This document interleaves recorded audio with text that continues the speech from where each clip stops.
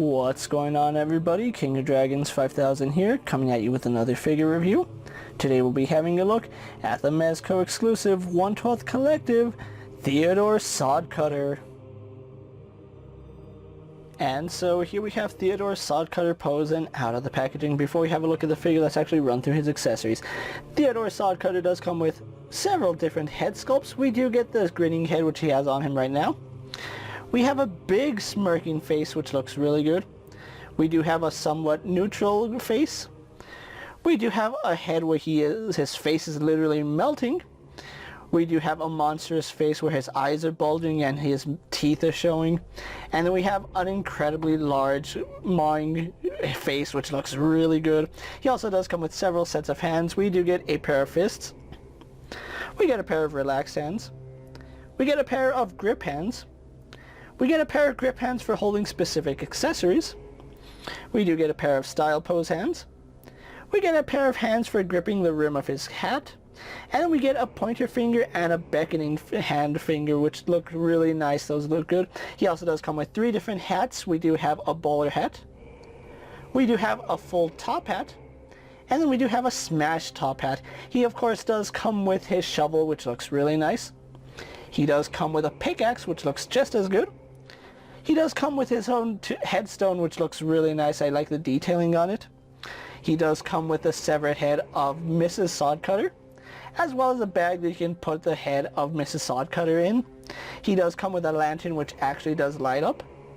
And then he does come with his Mezco display stand, as well as a Mezco flight arm.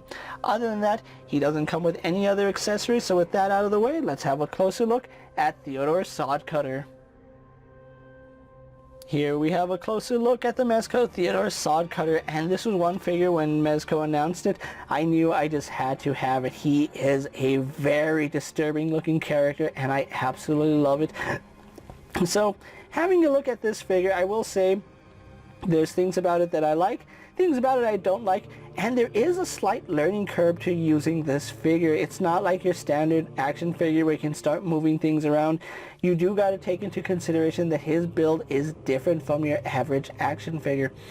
So starting at the head, really loving all the heads that he comes with, and they all have this feature where his eyes actually light up. On most of them, the face that the head sculpt where his face is melting doesn't light up, but all the other ones his eyes do, so that's really cool. I do like that. Right now I do have him with his smiling head on. This is the head he came on with in packaging, so yeah, it looks really nice. I do like his hair coming down. You can see he is slightly balding, and I like the fact that every hat fits on every head. That's a really good feature, and I do like that. Overall, really liking the head sculpt, although I think my favorite head sculpt has to be this monstrous looking one. It just looks so very vicious looking, and it's very gorgeous in a evil demonic kind of way. But yeah, moving that head off to the side, we can have a look at what he is wearing now. Theodore Sodcutter is wearing a green overcoat. As you can see, it's done very nicely. He does have like a humpback right here, which maybe Mezco can do a hunchback of Notre Dame. I would like to see that at some point, but yeah, really liking his body proportions. You can see he does have this hunchback. Then we also do have his head, which comes out at an angle, so his head isn't sitting vertically on his body. It's actually sitting more at a horizontal angle, so you can see his head does rotate like that. But he also does have a second ball joint, which does allow for some movement. One thing I'm not a fan of is his scarf. It really does limit his head movement. Now you can remove his head, and this is just how his heads are. Basically his head joint is right here on this little setup where you put the batteries in, and then you just basically put the head on the body, and without the scarf he has some really good movement in the head despite it being at an awkward angle. So yeah, that is really nice. So we're gonna leave the scarf off just so we can go on to the rest of his costume. So yeah, he has this green overcoat on, which does have this wireframe running all the way down to about right here. Unfortunately, no wireframe at the bottom, so you only get style posing with it like this, but it still works. I don't know why you would need a groundskeeper to have dynamic coat, but he does have it in case you want it. And unfortunately, these flaps do not have any articulation on them, so no wireframe in these. You can see he is wearing this green vest, and it is a green vest because he does have a white shirt underneath that. Well, it's not white, it's kind of like a dingy, I don't want to say it's brown, but it's like a beige. And I think, yeah, if you really wanted to, you could undo his vest, as you can see right here, and you can see the detailing underneath that. So that is very good detail there on Mezco's behalf, so really nice. I do like the fact that it is kind of muddied up. You can see it kind of replicates that it's all dirty and dingy and gross and hasn't been kept. It's an unkempt look for a figure. It's really good. If you really wanted to remove his overcoat, you can. I'm going to leave it on just because it's a pain to take on and off because of how long his arms are. You do got to be careful when getting this figure out of packaging, because if you don't have the elbow situated right, you might accidentally force it and break the joint. Now, Mezco even threw in a little paper saying not to force this elbow joint, to find where the pivot is and slowly work it, and not to hyperextend it, because they are fully aware that this might end up breaking if you're too crazy with it. So keep that in mind when messing with this figure. So having a look at the rest of the figure, his pants are the same shade of green as his vest, and it's a really nice shade. And once again, we have that dirty look right here on his knees, and you can see his pants, they're really wrinkled, really unkempt, so that's really good. Then we get on to his shoes, where surprisingly he has two different sculpts for his feet. They're not symmetrical. You can see this foot is pretty much bending at this awkward angle. This one's a little more flat-footed, but he has huge feet. I like the detailing on his shoes though. You can see he's been walking around so much that he has no treads here. It's basically wearing out his shoes, and just a very, very ghoulish looking figure. I absolutely love the way it came out. But yeah, that's the Theodore Sodcutter for you guys, and we'll show off the light up feature in the photos. But yeah, really, really liking the way he came out. So with that out of the way, let's actually get him compared to other figures you may have in your collection. Here we have Theodore Sodcutter posed next to a Marvel Legends Cyclops and a DC Multiverse Superman. Here we have Theodore Sodcutter posed next to a WWE Elite Scale figure and a Mezco 1/12 Collective Popeye the Sailor Man. And for one final comparison, here we do have Theodore Sodcutter posed next to a Lightning Collection White Range and a Star Wars Black Series Mandalorian.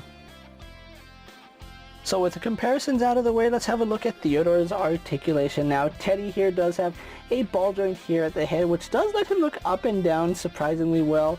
We can have him look side to side slightly, and of course, because it is at that off angle, you can see it does rotate as such.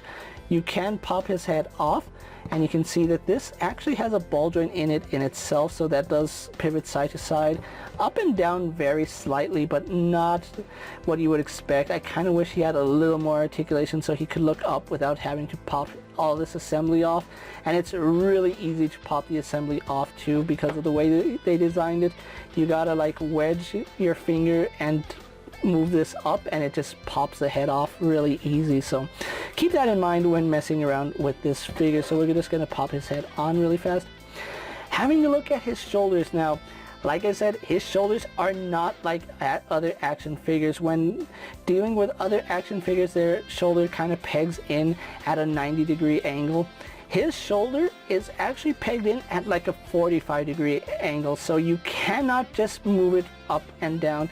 You kind of have to grab it here at the bicep and twist outward. Now yes, that is very awkward for a figure, but he does have a brand new upper torso, which does prevent him from having standard articulation. So it does rotate out at an angle, so do keep that in mind when messing with this figure. And the best way to rotate the joint is to grab it up here at the top, not here at the elbow, but at the top, and rotate up and go out. It is kind of limited because his coat is very thick, so do be careful with that. He does have a single bend at the elbow, which does rotate as well, which again, because of how long his arm is, you don't want to stress this joint. So if when you move it at the base and move down with it. Don't try to force it. Okay, so moving his arm back to neutral. It does have a hinge which does let it swing out a little bit, but yeah, it's very limited in itself because of the sculpt work that went into his torso. He has your standard ball hinge here at the wrist, which does move forward and back, goes all the way around, and has in and out movement as well. I believe he has a mid-torso, does he? Let's actually see. Up here, it kind of feels like he does have a mid-torso, but again, I'm guessing the way his body is designed, this hunchback prevents him from really crunching back or forward, because I do feel a joint right here in the midsection, and yeah, it is turning, as you can see, so it's mainly going to be used for rotation. Then he does have a ball joint here at the waist, which is the joint that you're going to use for crunching motion, and that does pivot side to side as well as rotates as well. Now his legs are just on your standard hinges. They are standard ball joints. They don't have any awkwardness to them. It's just really tight because of how his pants fit on him, so you're going to move the joint to about right there, and that's where the pants stop. It does go back and going out again. His pants are pretty tight, so that's all you're gonna get. If he wasn't wearing such tight pants, you would get better range. He does have rotation up here in the thigh. We do have a double bend here at the knee. Then we do have a ball joint here at the ankle, which does allow for some rotation forward and back and some slight rocker ankle. So overall, really interesting articulation scheme on Mr. Sodcutter here. It is very interesting. I do like it. It's not going to be for everybody. He's probably going to frustrate some people, and some people might break him not knowing how his joints work. So with that in mind, guys, let's actually get him posed for my final thoughts, and then we'll wrap up this review. And so here we have the Mezco exclusive 1/12 collective Theodore Sodcutter pose for my final thoughts, and overall I really like this figure. It goes very well with the Mezco feel of being creepy and otherworldly, and I absolutely love it. I love the details that he comes with, especially all the neat accessories. The fact that he looks disheveled and like he's come out of a grave, it looks really nice. I love the detailing that they put into his jacket, into his pants, into his vest. Everything about this figure comes together all at once, that if it was on separate figures, it really wouldn't look nice, but here on Theodore Sodcutter, it looks amazing. I have to commend Mezco for their job on this figure. I really like the fact that they do really well on the Rumble Society and all the Emporium of Badassery. Those are really good lines that they do work on, and they produce very solid figures, and Theodore Sodcutter here is no slouch. I love the fact that he comes with several different heads, some creepy, some monstrous, some downright grotesque. It's very well done, and I absolutely love the way he came out. Now, if you are looking for Theodore Sodcutter, unfortunately he is waitlisted on Mezco's website, which means you probably missed out on him. If you weren't there to pre-order this figure, which he was up for pre-order for I think 3 days, which was pretty amazing for a Mezco exclusive figure. But yeah, if you missed your pre-order, you do have to go on the wait list, and that wait list might not even convert. So yeah, it is a heads or tails thing when it comes to Mezco.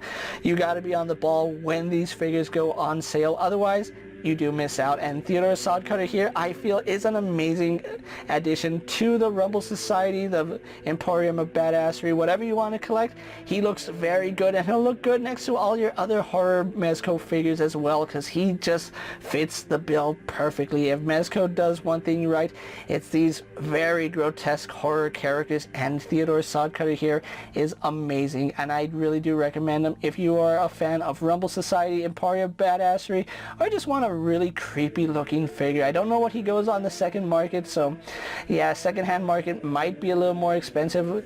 I got mine for about $100 plus shipping, so he came out to about $120. Yeah, I don't know if he's gonna be for about $150 secondhand, but yeah, he might be a little bit hard to track down.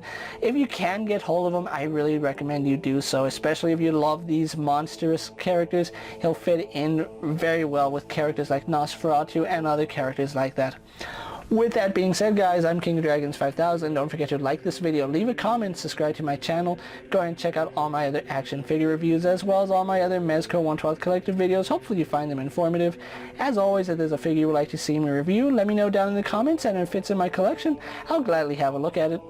While you're at it, check out my Instagram account for new and exciting action figure photos, and as always, ring that bell to be notified anytime I upload a video. Until next time, guys, I'll see you later.